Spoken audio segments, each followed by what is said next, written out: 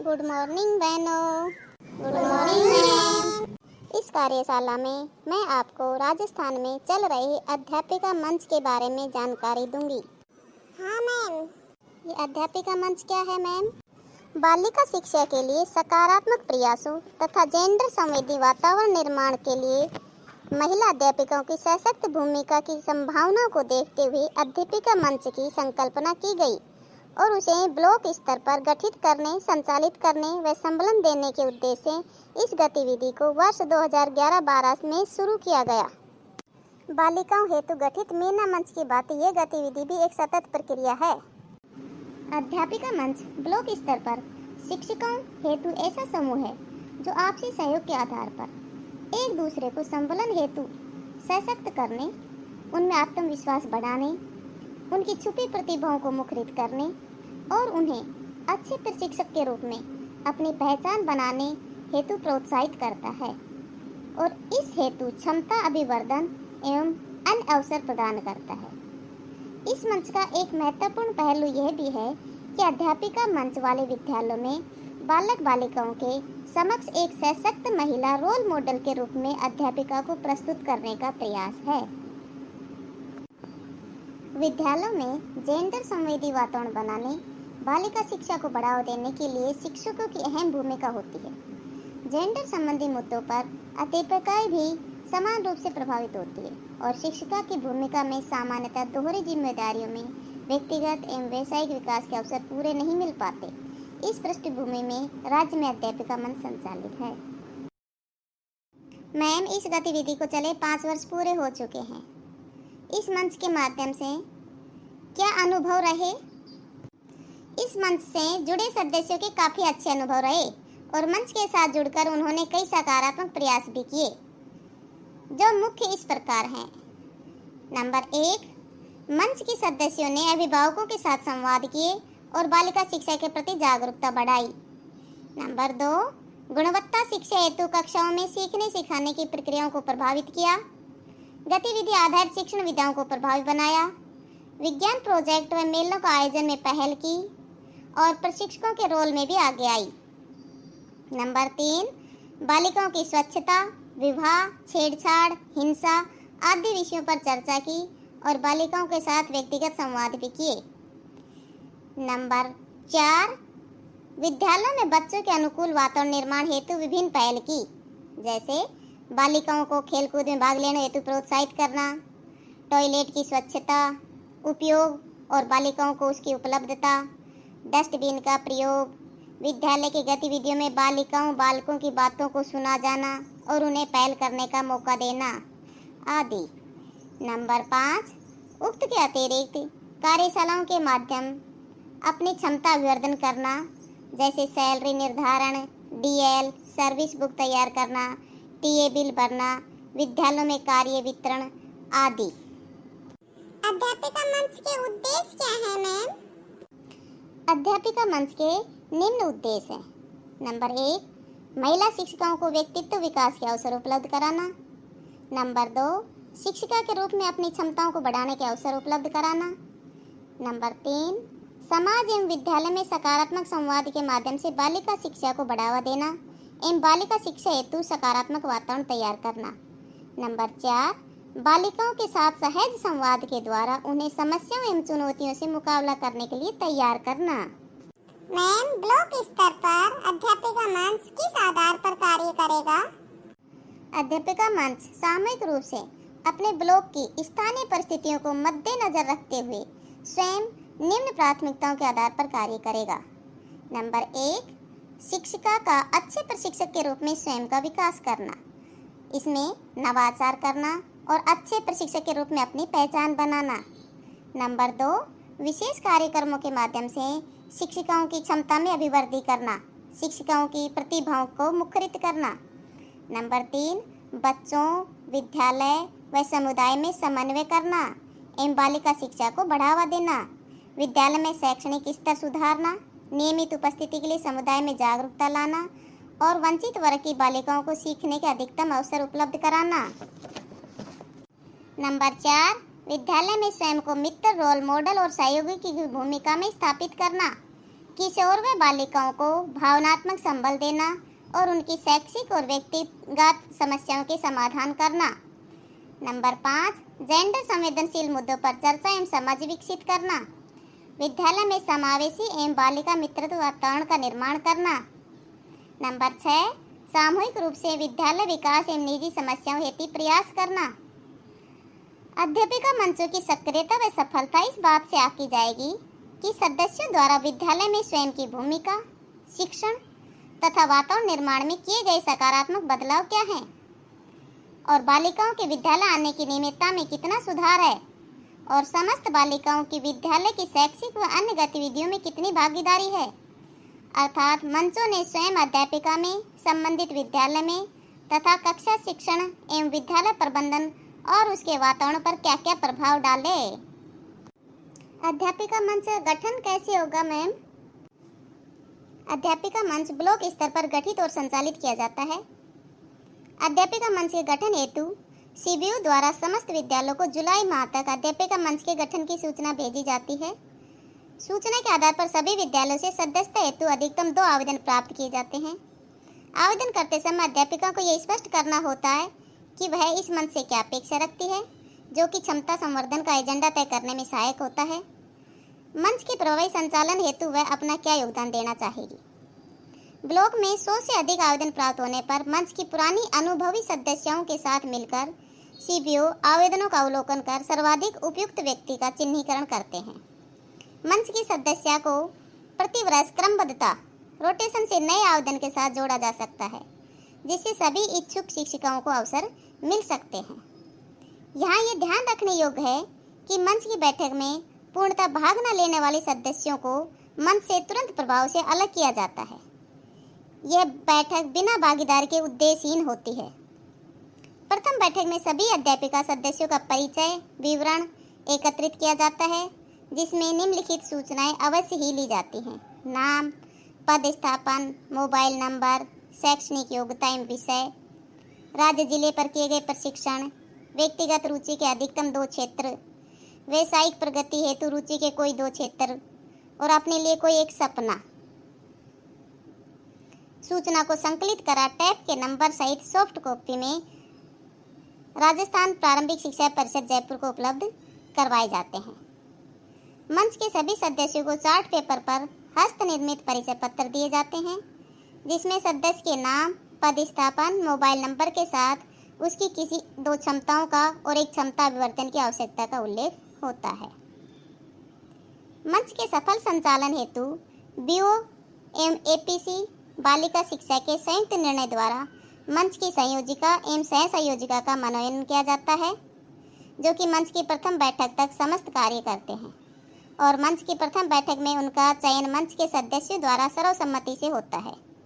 किसी भी मतभेद की स्थिति में एडीपीसी का निर्णय अंतिम होता है। अध्यापिका मंच आयोजन समिति के क्या काम होते हैं मैम? संयोजिका व सह संयोजिका के चुनाव के बाद मंच की प्रथम बैठक में अध्यापिका मंच आयोजन समिति के सदस्यों का चयन किया जाता है, जिसमें 5 सदस्य होते हैं जो 5 कार्यों के निर्वहन हेतु कार्य विभाजन करते हैं, किंतु साथ ही संयुक्त रूप से जिम्मेदार भी होते हैं।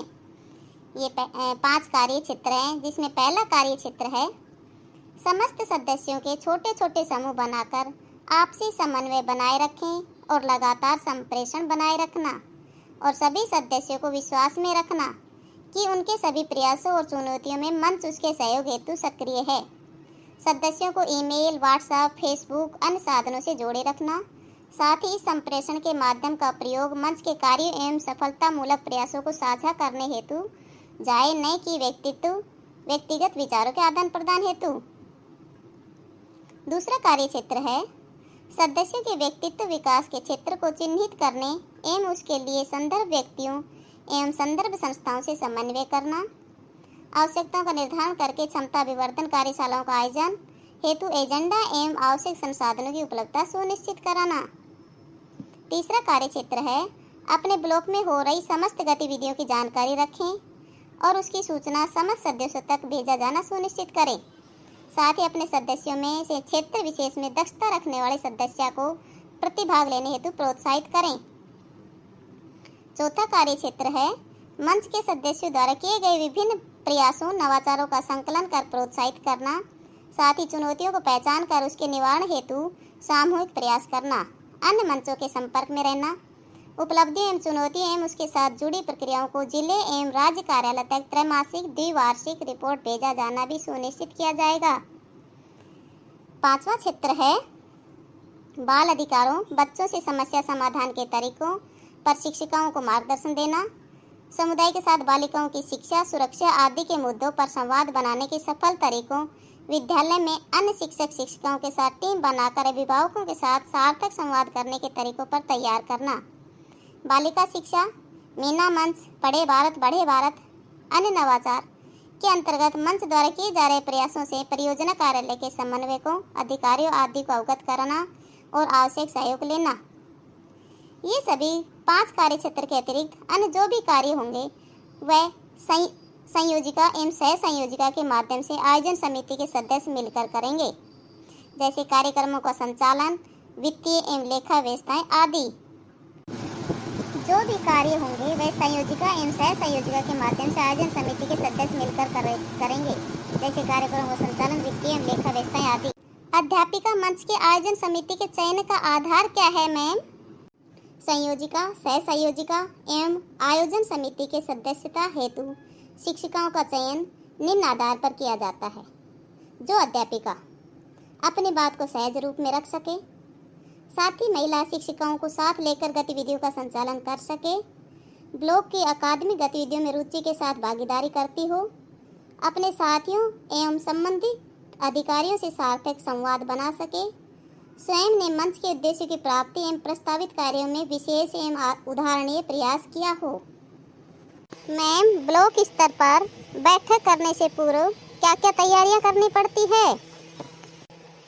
प्रत्येक बैठक या कार्यशाला से पूर्व संयोजिकाएं व 5 प्रभारी आपसी समन्वय से पूर्व तैयारी कर लेती हैं। तैयारी में कुछ विचारणीय बिंदु होते हैं जो इस प्रकार है। पूर्व बैठकों में तय किए कार्यों की क्रियान्विति की समीक्षा करना ताकि मंच की होने वाली बैठक में प्रभावी प्रदर्शन सुनिश्चित हो सके। बैठक में उपस्थित होने वाली शिक्षिकाओं को सूचना पहुंचाना सुनिश्चित करना। आगामी बैठक में होने वाली गतिविधि की आवश्यकता के अनुसार सामग्री की सूची बनाकर संबंधित को देकर अवगत कराना। बैठक में जिस विषय पर कार्य होना है उसके संदर्भ व्यक्ति से बातचीत कर आवश्यक सूचना एवं सामग्री एकत्रित करना। सत्रवार गतिविधियों का निर्धारण करना ताकि विधिवत तरीके से बैठक का संचालन किया जा सके। सत्र संचालन की जिम्मेदारी देना। बैठक का प्रतिवेदन तैयार करने की जिम्मेदारी तय करना। अध्यापिका मंच से संबंधित अभिलेखों को व्यवस्थित करना, जैसे उपस्थिति रजिस्टर, पंजीयन प्रपत्र फाइल, मुझे पहचानो प्रपत्र फाइल, बैठक प्रतिवेदन फाइल, मंच का सत्यापन विवरण रजिस्टर, बैठक में निर्मित रचनाओं का संग्रह करना आदि। उपलब्धि विवरण। बैठक के दौरान ध्यान रखने वाली बातें कौन कौन सी हैं मैम? बैठकें समय पर प्रारंभ हो और पूरे समय चले यह सुनिश्चित करना। उपस्थित सभी शिक्षिकाओं की सक्रिय सहभागिता बनाना। समूह में भी कार्य किया जा सकता है। क्षेत्रवार प्रतिभाओं की पहचान करना व बैठक में उस उक्त प्रतिभाशाली शिक्षिका को मौका देना। संयोजिका, सह संयोजिका एवं 5 प्रभारी शिक्षिकाएं आपसी तालमेल रखते हुए बैठक के दौरान एक दूसरे को मदद करना। मंच के माध्यम से अन्य गतिविधियों या मुद्दे क्या क्या हो मंच के माध्यम से निकलवाना। आगामी बैठक की योजना तैयार करना। सत्रवार सत्र के संचालन के लिए अध्यापिका मंच की सदस्यों का भी सहयोग लेना। मैम, अध्यापिका मंच की कार्यशालाओं का एजेंडा क्या होता है? अध्यापिका मंच की कार्यशालाओं का एजेंडा इस प्रकार है। 1 नंबर, अपने समूह को जाने। 2 नंबर, अपने मीना मंच एवं गार्गी मंच का प्रभावी संचालन। 3 नंबर, बालिकाओं से संवाद के तरीकों को जानना। 4 नंबर, बालिकाओं के नियमित उपस्थिति की निगरानी करना। 5 नंबर, आउट ऑफ स्कूल बालिकाओं की शिक्षा से जोड़ना। 6 नंबर, बालक बालिकाओं दोनों को सुरक्षा एवं संरक्षा की जानकारी देना और तैयार करना। अगला है भविष्य के लिए विभिन्न कार्य क्षेत्रों एवं बालिकाओं से चर्चा करना और विद्यालय स्तर पर जानकारियों को जुटाना। अगला है बालिका मैत्रिक विद्यालय के इंडिकेटर्स को जानना और अपने विद्यालय को बालिका मैत्रिक विद्यालय बनाना। अगला है विद्यालय में सदस्य की भूमिका एवं लीडरशिप के आधार पर कार्य योजना बनाना। इसके बाद है सदस्यों की समस्याओं को एक प्लेटफॉर्म से जोड़कर समस्या समाधान करना। माहवारी स्वच्छता का प्रबंधन को जानना और विद्यालय में संचालन में पहल करना। जेंडर स्टीरियोटाइप एवं मिथकों पर समालोचनात्मक संवाद करना। बाल अधिकारों को जानना एवं उनकी जानकारी को बच्चों और समुदाय में पहुंचाना। बालिकाओं से संवाद के तरीकों को जानना। ये सभी अध्यापिका मंच की बैठकों या कार्यशालाओं के एजेंडे में शामिल होते हैं। बहुत अच्छा मैम। इस तरह से संदर्भ व्यक्ति सभी ब्लॉकों की एक संयुक्त कार्य योजना बनाते हुए सत्र को समापन की ओर ले जाते हैं। इस सत्र में संदर्भ व्यक्ति ब्लॉक की कार्य योजना तैयार करते समय अध्यापिका मंच के उद्देश्यों को मुख्य केंद्र में रखते हैं। साथ ही प्रत्येक गतिविधि या योजना के पीछे निहित विचारों और उद्देश्यों को स्पष्ट रूप से उभारने का प्रयास करते हैं, ताकि ब्लॉक स्तरीय बैठकों एवं क्षमता संवर्धन कार्यशाला में सम्मिलित सभी प्रतिभागियों में इसके आयोजित करने के पीछे मकसद की स्पष्टता रहे। बहुत अच्छा मैम, आपने बहुत अच्छी जानकारी दी। अब हमको अध्यापिका मंच के क्या कार्य हैं, क्या उद्देश्य है, इन सब के बारे में अच्छी तरह से मालूम हो गया है। अब हम अपने अपने जिलों में जाकर अध्यापिका मंच को अच्छी तरह से संचालित करने का पूरा प्रयास करेंगे। अगर ये जानकारी अच्छी लगी हो तो इस वीडियो को अधिक से अधिक लाइक, शेयर एंड सब्सक्राइब करें और अधिक वीडियो पाने के लिए मेरे यूट्यूब चैनल को सब्सक्राइब अवश्य करें। मेरा यूट्यूब चैनल है yoga and self defence with Suman Yadav.